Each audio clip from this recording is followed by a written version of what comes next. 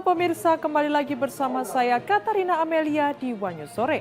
KPK menemukan biaya percepatan haji khusus yang langsung berangkat di tahun yang sama saat mendaftar. Rata-rata sebesar 2.400 hingga 7.000 USD. Uang itu dikumpulkan dari sekitar 122 calon jemaah kepada oknum Kemenak tersebut. Informasi lainnya pemirsa, polisi memastikan 2 warga Jakarta yang sempat dilaporkan hilang saat demo di Makobrimob tidak hilang. Ia mengatakan Bima Permana Putra dan Eko Purnomo merantau untuk bekerja di Malang dan Kalimantan Tengah. Pemirsa, inilah Wanyu Sore selengkapnya. Kemendagri memanggil Wali Kota Prabu Mulih, Arlan, terkait dugaan pencopotan Kepala SMPN 1 Roni Adriansyah setelah menegur anaknya. Inspektorat Jenderal menyimpulkan mutasi itu tidak sesuai aturan dan rekomendasi sanksi tertulis bagi Arlan.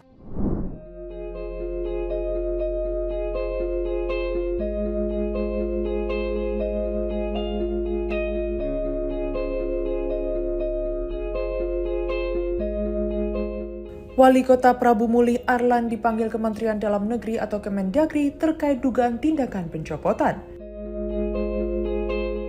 Kepala Sekolah SMP Negeri 1 Roni Ardiansyah yang menegur anak Arlan membawa mobil ke sekolah. Meski telah menyampaikan permintaan maaf, Inspektorat Jenderal Kemendagri menyimpulkan mutasi Roni Ardiansyah oleh Arlan tidak sesuai ketentuan.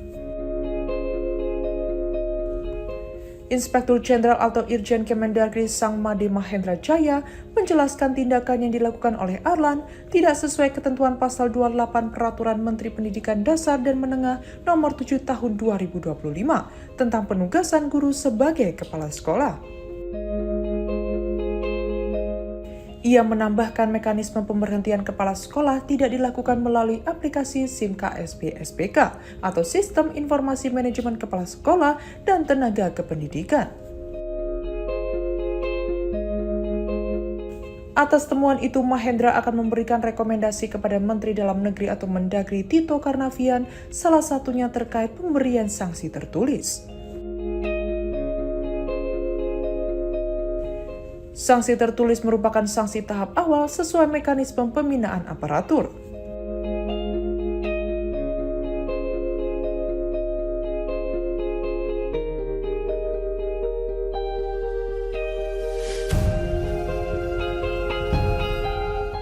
Apabila peristiwa terulang, maka sanksi yang lebih berat bisa dijatuhkan.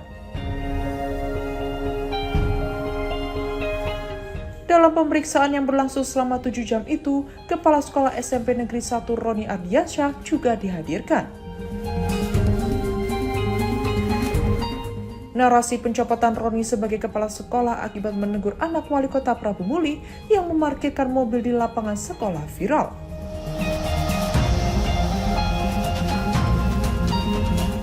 Arlan melalui unggahan di media sosialnya sempat membantah tudingan tersebut dan mengatakan informasi itu hoax.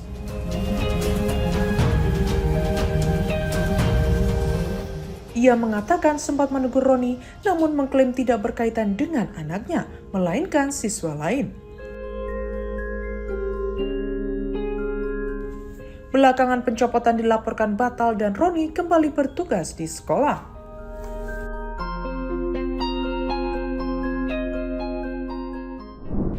Dua warga Jakarta yang sempat dilaporkan hilang saat aksi massa di Makobrimob Kuitang akhirnya ditemukan. Polisi memastikan Bima Permana Putra dan Eko Purnomo tidak hilang karena demo, melainkan merantau untuk bekerja di Malang dan Kalimantan Tengah.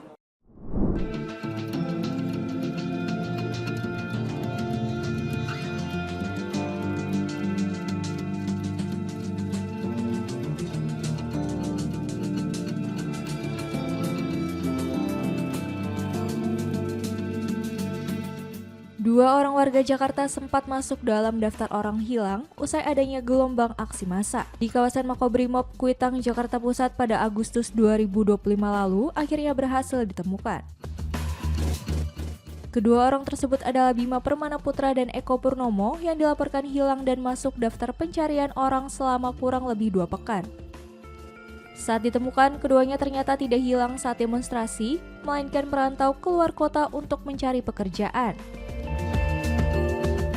Direktur Reserse Kriminal Umum Polda Metro Jaya Kombes Wirasatya Triputra menjelaskan, pihak keluarga melaporkan hilangnya Bima ke Polsek Cikarang pada 6 September 2025. Bima terakhir terlihat pada 31 Agustus 2025 malam, bertepatan dengan momen unjuk rasa pecah di Jakarta. Bima sempat berpamitan dengan keluarga, tetapi tidak terlibat dalam aksi unjuk rasa di Makobrimob Kuitang, melainkan melakukan perjalanan ke Kota Malang, Jawa Timur. Di Malang, Bima tinggal di sebuah hotel dan bekerja menjual mainan barongsai di kawasan Kelenteng Lama sebelum ditemukan oleh Polres Kota Malang Rabu 17 September. Diketahui bahwa pada 1 September 2025, Saudara Bima berangkat menuju ke Malang, Jawa Timur. Hal tersebut atas keinginan sendiri dengan menggunakan sarana sepeda motor. Dalam perjalanannya, Saudara Bima sempat menjual kendaraannya di daerah Tegal. Kemudian melanjutkan perjalanan dengan menggunakan sarana angkutan kereta api menuju Malang. Setibanya di Malang,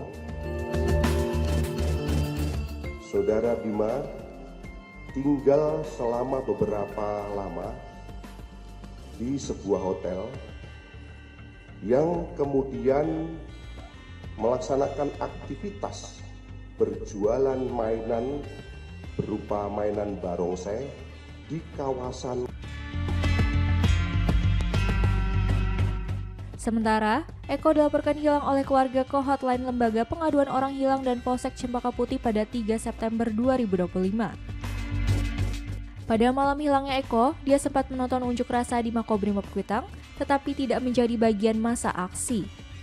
Eko ditemukan sedang bekerja sebagai penangkap ikan di sebuah kapal di perairan Kalimantan Tengah, Rabu 17 September. Kabid Humas Polda Metro Jaya, Brigadir Jenderal Pol Ade Ari Syam Indardi mengatakan hasil pendalaman dan pemeriksaan terhadap Eko dan Bima didapati keduanya meninggalkan rumah atas keputusan pribadi masing-masing. Kepergian keduanya dari rumah disebut tidak berkaitan dengan gelombang aksi yang ada di Jakarta pada akhir Agustus lalu.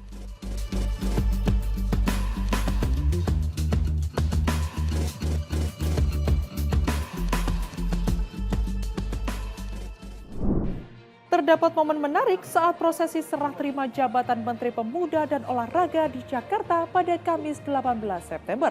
Dalam acara tersebut, Dito Aryo Tejo yang sudah resmi melepas jabatan Menpora melempar guyonan kepada salah satu Menteri Olahraga terdahulu, Roy Suryo.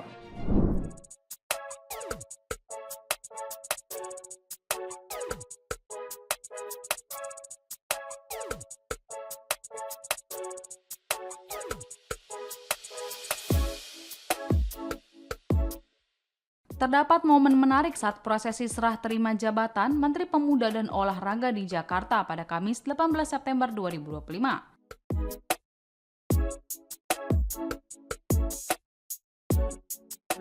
Dalam acara tersebut, Dito Aryo Tejo yang sudah resmi melepas jabatan Menpora melempar guyonan kepada salah satu Menteri Olahraga terdahulu, Roy Suryo.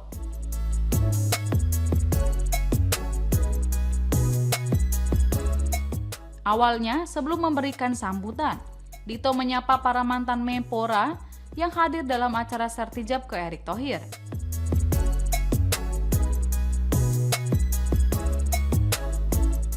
Saat menyapa Roy Suryo, lalu Dito langsung bertanya, "Ijazah Pak Erick aman kan Pak Roy Suryo?"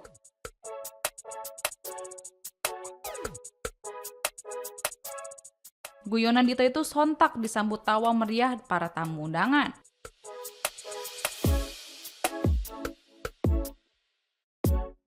Ucapannya tersebut terasa menggelitik lantaran Roy Suryo dikenal vokal menyoroti isu ijazah palsu Presiden RI ke-7 Joko Widodo atau Jokowi.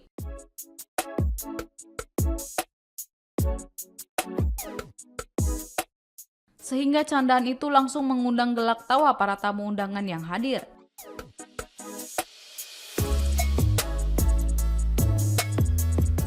Sementara itu dalam sambutannya, Dito juga menyampaikan optimisme sekaligus beberapa titipan pesan kepada Erick Thohir selaku Menpora baru.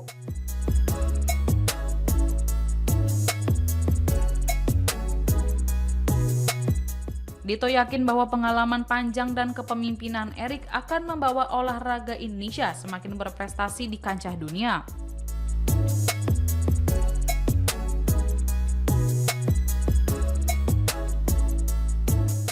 Ia juga menyinggung sejumlah agenda olahraga besar yang kini menjadi tanggung jawab Kemenpora seperti MotoGP hingga kejuaraan dunia cabang olahraga gimnastik.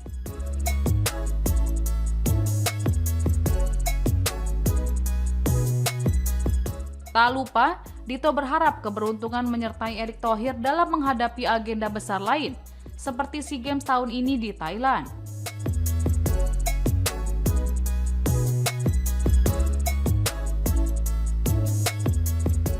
Sebelumnya, Erick Thohir dilantik Presiden Prabowo Subianto sebagai Menpora periode tahun 2025 hingga 2029.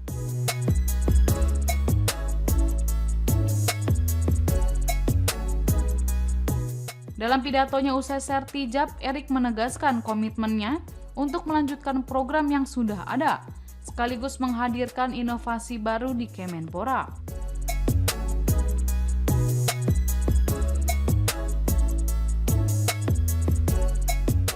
Selain itu, ia menekankan pentingnya sinergi lintas kementerian dalam bidang kepemudaan agar program bisa berjalan lebih efektif.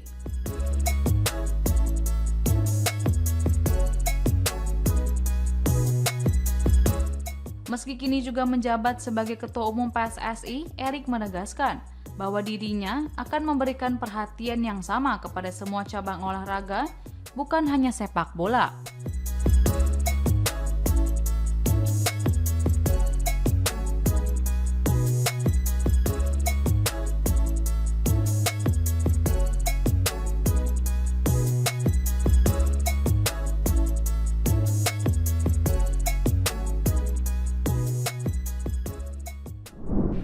PDIP angkat suara terkait pencopotan kader partainya Hendrar Prihadi sebagai Kepala Lembaga Kebijakan Pengadaan Barang atau Jasa Pemerintah atau LKPP. PDIP mengatakan menghormati dan mendukung keputusan Prabowo Subianto dengan mengganti Hendrar Prihadi.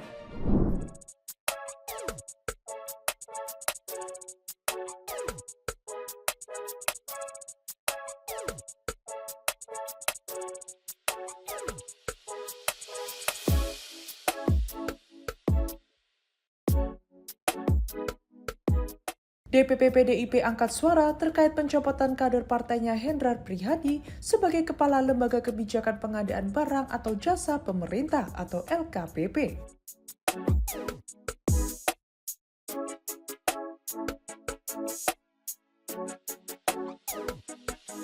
Hendrar Prihadi kena pencopotan dalam reshuffle kabinet ketiga oleh Presiden Prabowo Subianto pada Rabu 17 September.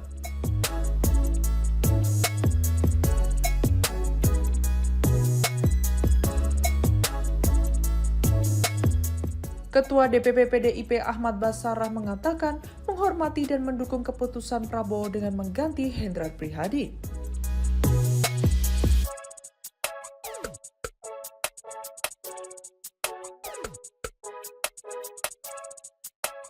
Menurut Basarah, PDIP menghormati prinsip bernegara yang di dalamnya juga mengakui kekuasaan eksekutif berada di tangan Presiden.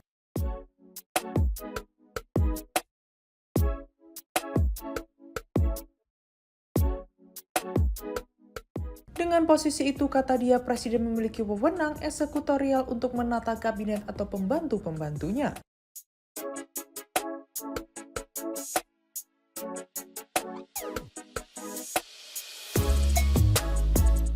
Hendi menjabat sebagai Kepala LKPP sejak 10 Oktober 2022.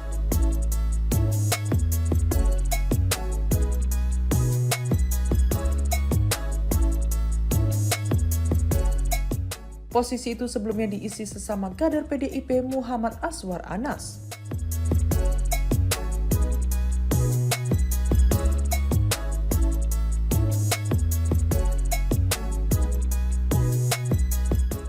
Sebelum menjabat Kepala LKPP, Hendy merupakan mantan wali kota Semarang sejak 2016.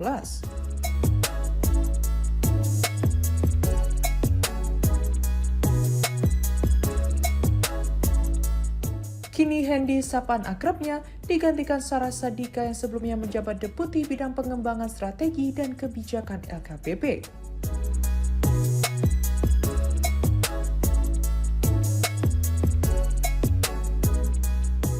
Pelantikan Sarah Sadika menjadi Kepala LKPP dipimpin langsung oleh Presiden Prabowo Subianto di Istana Negara Jakarta pada Rabu 17 September.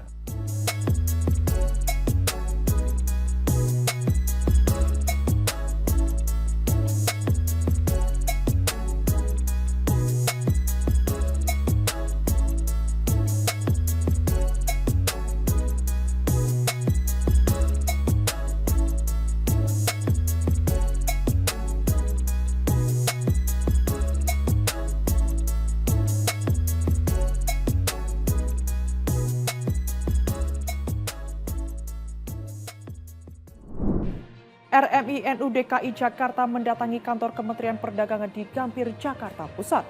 Kedatangan tersebut bertujuan untuk berdialog terkait dugaan penggunaan minyak babi dalam produk wadah atau peralatan makan impor.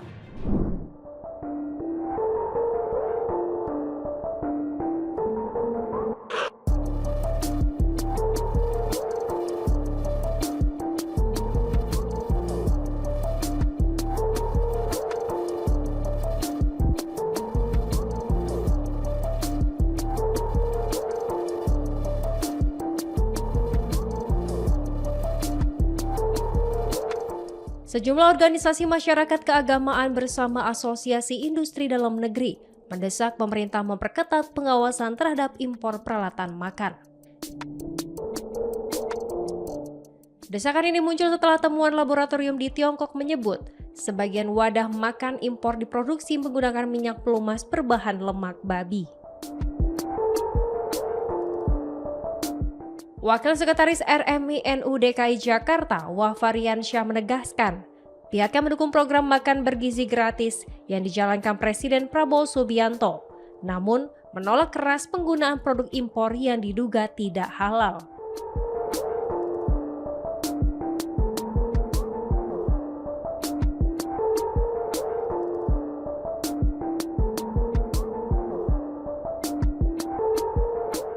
RMI-NU DKI Jakarta bahkan mengaku menemukan bukti positif terkait penggunaan minyak babi di Tiongkok dan meminta Kementerian Perdagangan menghentikan impor produk yang terindikasi bermasalah. Meski demikian, RMI-NU DKI Jakarta tetap mengapresiasi jaminan dari Badan Penyelenggara Jaminan Produk Halal.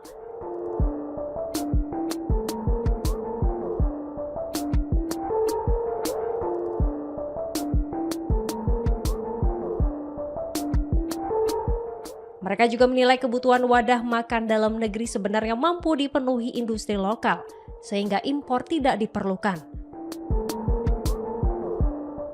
Hal itu disebut penting agar masyarakat bisa berdikari secara ekonomi, sekaligus mendapat kepastian halal dalam penggunaan produk.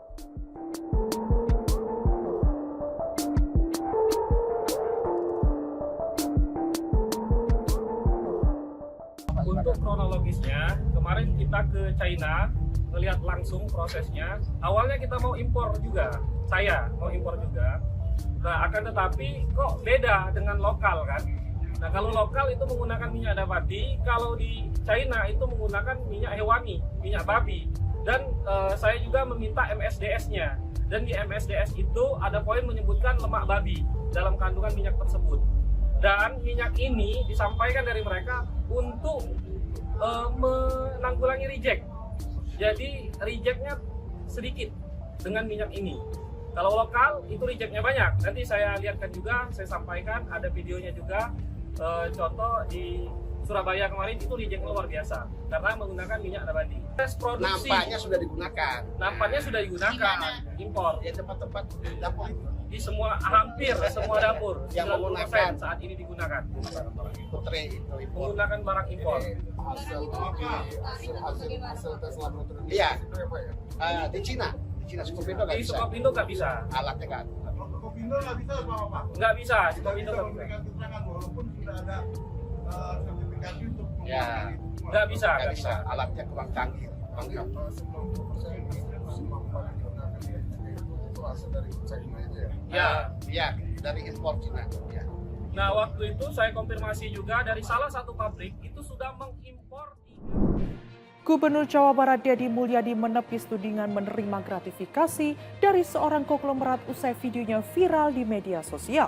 Ia menjelaskan kehadirannya dalam acara yang direkam adalah kapasitasnya sebagai gubernur, bukan untuk kepentingan pribadi.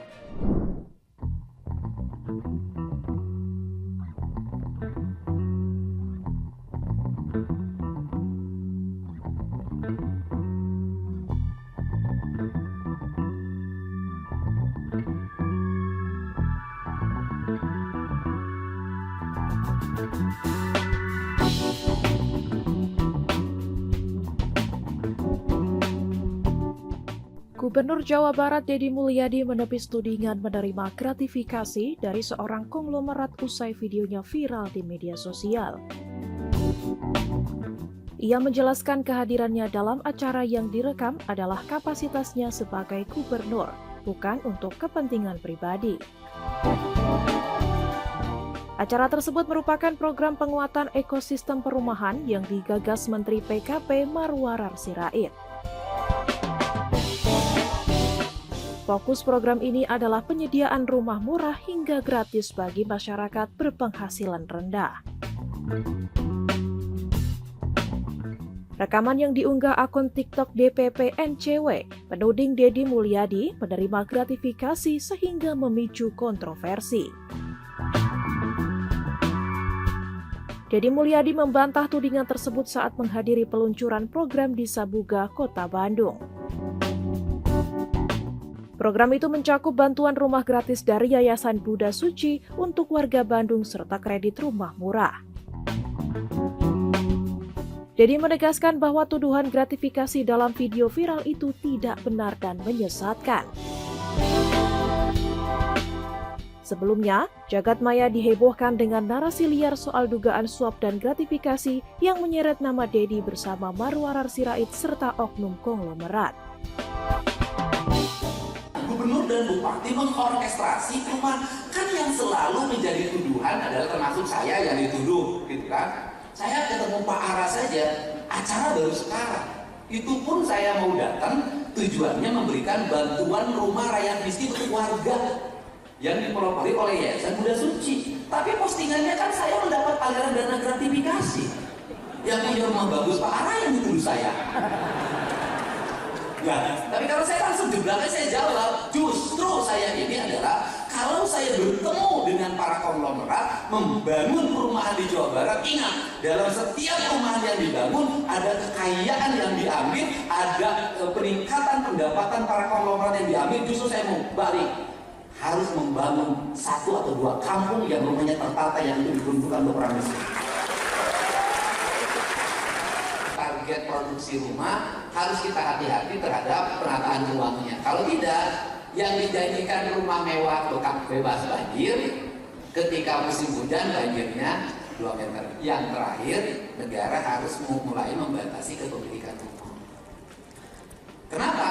Karena habisnya tanah itu oleh orang yang ngambil rumah di mana-mana.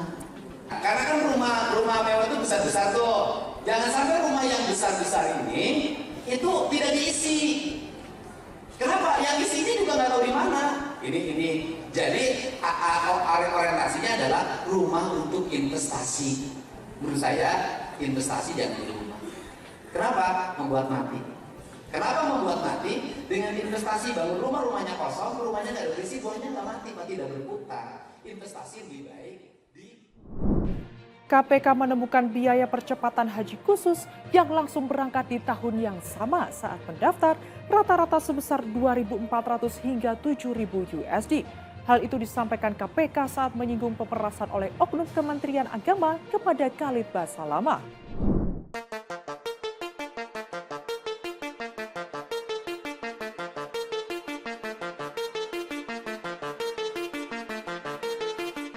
PLT Deputi Penindakan dan Eksekusi KPK, Asep Guntur Rahayu mengatakan pihaknya menemukan biaya percepatan haji khusus yang langsung berangkat di tahun yang sama saat mendaftar rata-rata sebesar 2.400 hingga 7.000 US dollar.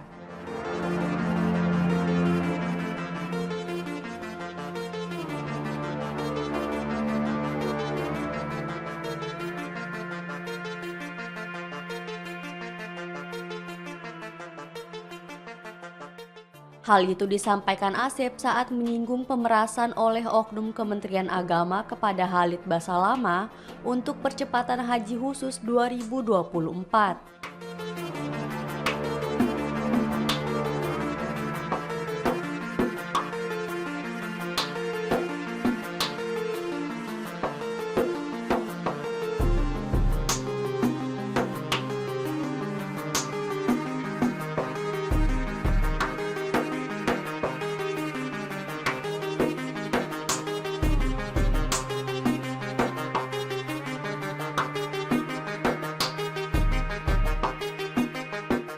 Asep menyebut Khalid mengumpulkan uang itu dari sekitar 122 calon jemaah kepada Oknum Kementerian Agama tersebut.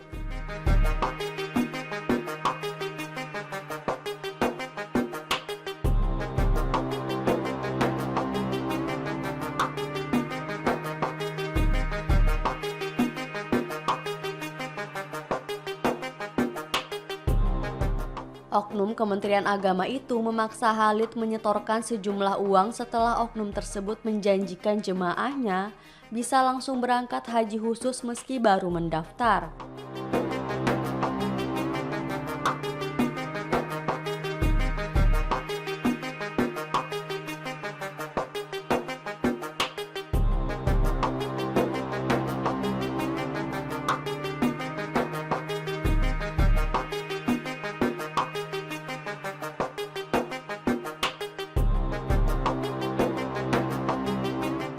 Asep menegaskan uang yang diserahkan Khalid ke KPK bukan uang suap, karena inisiatifnya dari Oknum Kementerian Agama.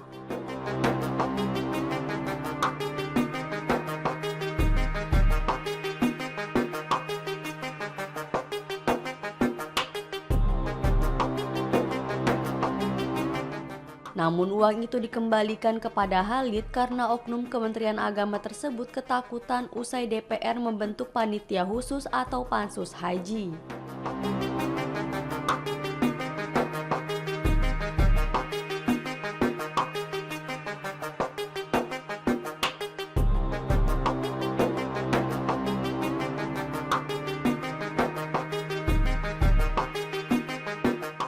Asep mengatakan uang yang diserahkan Khalid disita KPK sebagai bukti bahwa memang di dalam pembagian kuota ini ada sejumlah uang yang diminta oleh oknum dari Kementerian Agama.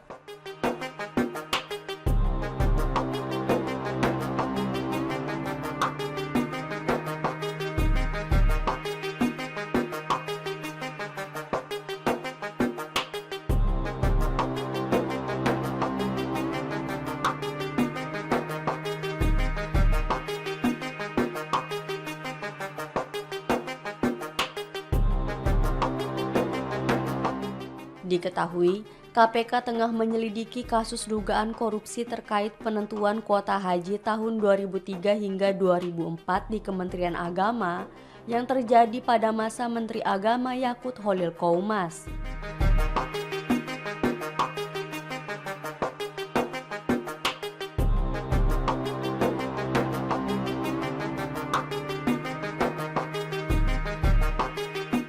KPK menduga adanya penyelewengan dalam pembagian 20.000 kuota tambahan yang diberikan pemerintah Arab Saudi.